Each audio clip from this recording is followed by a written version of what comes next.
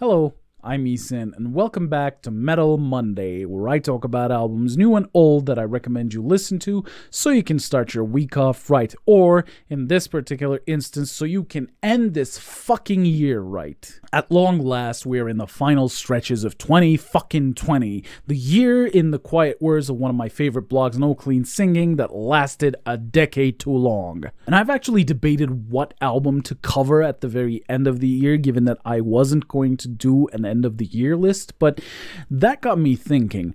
You have seen all these end of the year lists cropping up everywhere in your favorite blogs, your favorite YouTube channels, etc., etc. Everybody's talking about which albums that they thought were the best or the worst. And given that this year has had an abundance of great metal records, it is no mean feat to actually pick out the best. But what about all the other bands that didn't push the envelope way further than it has been before? What about the bands whose dedication lie not in the reinvention of the wheel or improving the designs of the wheel, but in simply providing you with the best wheel that they can possibly construct? Apropos of that, I chose a relatively young band who, in 3 years of existence, has already delivered their sophomore full-length release. A release that I found to be extremely enjoyable and a really solid body of work that, unfortunately, I haven't seen in any of the end-of-the-year lists. So, to somewhat rectify that in the only way that I can, this is Iron Flesh's Summoning the Putrid.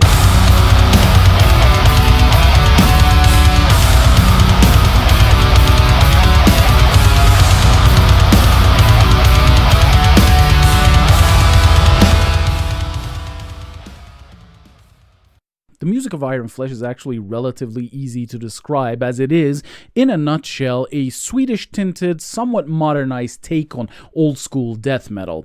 What this means is riffs that take influence from the Swedish style with lots of grooves and, at times, more grinding, more driving style riffs thrown in, backed up by fast-paced drumming, lots of D-beats, lots of double bass attacks, grumbling, thick, soft, and at times woefully inaudible bass, and really raw, really throaty death growls thrown your way. Now, from my description, you might assume that Iron Flesh is going to be yet another old-school death metal band that adds nothing to the style, because, after all, their bread and butter is going to be something old, something new, something borrowed, and something blue.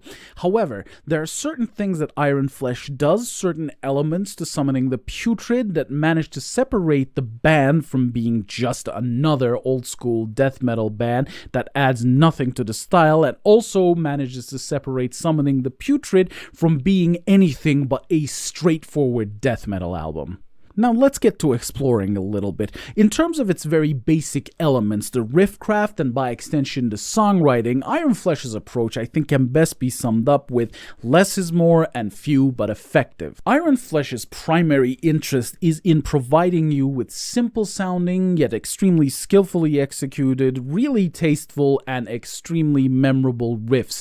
And rather than opting for constantly evolving songs and all these sprawling, epic, complex song structures, they are opting to provide you with a few sections that often branch out from one another, and they thread and rethread these sections to bury them as deep into your consciousness as possible. This approach to songwriting is as direct as it is firmly rooted, because by managing to revolve these songs around these few sections, Iron Flesh ensured that there is consistency across the tracks themselves. But of course, if all Iron Flesh did was to thread and rethread the same sections over and over again, the album would end up repetitive and boring as fuck, and all these songs would look more like half tracks that have been copied and pasted over and over again to be given the appearance and or length of full tracks, which is something that the band manages to avoid by doing two things. One, they change around enough things in each of these sections to keep them from boring and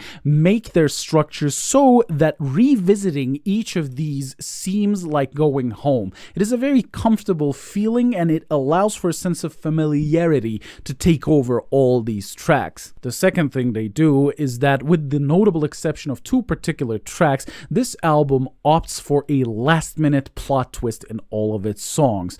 While the central ideas that comprise the bulk of these tracks are explored thoroughly, at the very last stretch, at the very last minute, the band opts for a big finish, a switch-up. More standard song structures traditionally place these types of things like different riffs, different moods, or solo sections in the bridge, but instead of doing that, Iron Flesh opts to allow the central ideas of their songs to percolate, to gestate in you before they decide to switch things up and hit you with a curveball. Now, from the outset, this may sound like I'm saying that the songwriting on Summoning the Putrid is somewhat formulaic in its execution, but the band managed to pull this off with enough strength and enough variety so that you don't really notice this. However, there's a greater expansion of this particular approach to songwriting that sort of permeates throughout the album, to the point where it actually takes over the structure of this entire record. You see, when it comes to baiting and switching, Summoning the Putrid has an ace up its sleeve, and the greatest trick that this album has ever pulled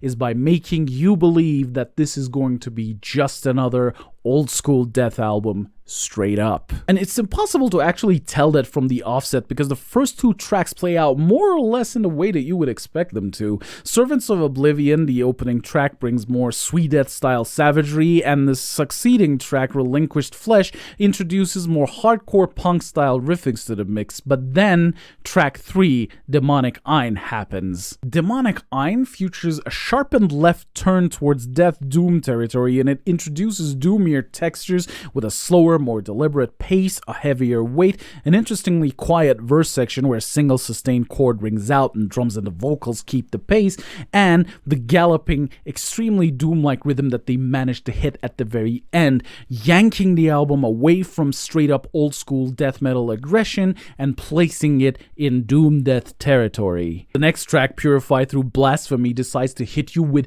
gothic doom death stylings of all things, with its chuggy rockin' riff, really nice melodic accompaniment, and galloping rhythms. In point of fact, Purified Through Blasphemy actually marks the point in this album where the band decides to marry the more doomier side that they are bringing more and more to the fore with their death metal foundations, and the more classical Swedish and or old school style death metal aggression gives way to subtler, softer, more nuanced, and definitely moodier and more mournful melodies. Purified Through Blasphemy ends and gives way to Curse Beyond Death. However, Curse Beyond Death actually feels more like an extension of Purified Through Blasphemy, to the point where I initially thought that these two tracks might have been a part 1 and part 2 of a larger narrative.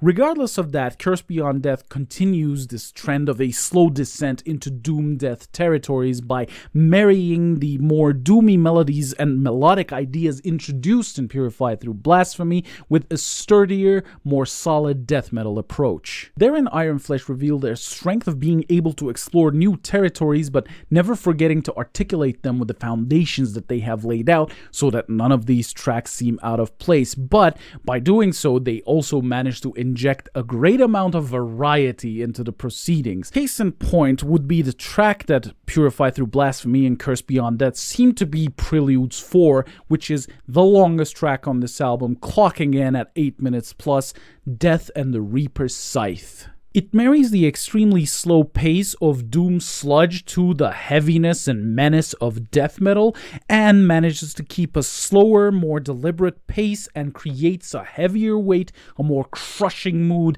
and a more depressive aura. In fact, it manages to slowly dig you into your grave so much that the next track, Evil Incursion, and its epic / more traditional doom leanings comes as a breath of fresh air. And that's the trick. It draws you in with promises of old school death and then provides you with all these doomy extensions of it, culminating in the final track, Convicted Faith, which plays out more or less like an extremely short, at least by the genre standard, funeral doom song. In point of fact, Convicted Faith feels like the band got so overwhelmed by their grief that they decided just fuck it, throw all caution to the wind, just go all out on the doom that we have been exploring. That said, however, the track list has one particular weakness that stands out like a sore fucking thumb, and that is the penultimate song, Thy Power Infinite. Thy Power Infinite features a heavy metal influence that doesn't really mesh all that well, articulate all that nicely with the death metal foundations that the band has built this album on top of. And it's not a bad track per se, it certainly feels like it could have a place on this album, but that place is not the one that it's currently in.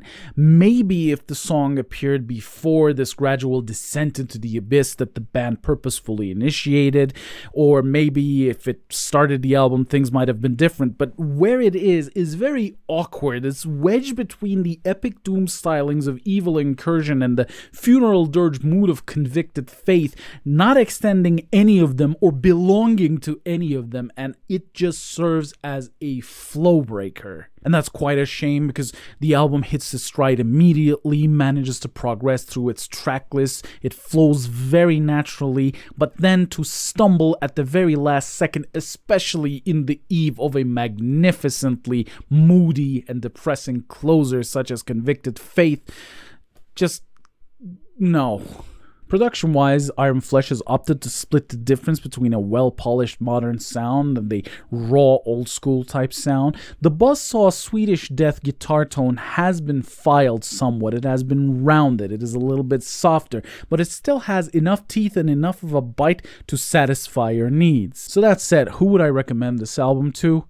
Primarily death metal fans, and also those who are looking to get into death metal. Look, this isn't the most innovative album around. This isn't the most inventive rendition of death metal that you're going to hear this or any other year, but the point isn't to be the great leap forward. Iron Flesh's mission is to just deliver you a skillfully written, well-executed, really solid death metal record, and there is value in that. Listening to this record is kind of like listening to a Swedish death metal record by a young band that is just starting out. When you first start listening, you already know what you are going to be in for, and you already know if the band is going to be any good at it, if they have heart, if they have spirit, if they have passion for what they do, if they are dedicated to their craft. And Iron Flesh has all of those things down. Their love for the music is apparent not only in their chosen style, but also in the execution of it,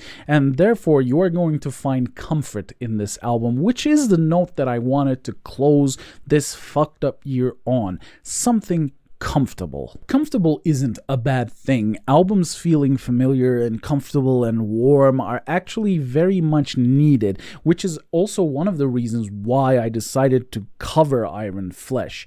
Look, you can always go back to the classics that you loved, that brought you up, that were with you every step of the way, that shaped you in so many different ways, but for me at least, sometimes I just want something that is familiar enough that it doesn't feel strange, but also new enough that it can feed my addiction for new music. So basically something that would evoke a sense of nostalgia while also being somewhat new. Familiar enough and new enough at the same time, which is what Iron Flesh deliver. I mean, really, I could use some fucking comfort right about now. What about you? So as always, there's a Bandcamp link in the description down below. Why don't you go click that and tell me if you think I'm just exaggerating what Iron Flesh has brought you. If you have already listened to this album, and if you are a fan or not, why don't you drop by in the comments and let me know what you thought. If you like my content, please like, comment, and subscribe. And I know I have slacked off a lot in 2020, but I have grown rather comfortable in the schedule that I'm keeping now, and I'm hoping that I'm going to be able to keep this up. So until next time, hope you guys have a better year than you did last year, and hope you have a nice New Year's Eve. It's Eason. Peace out, and hopefully Happy New Year, folks.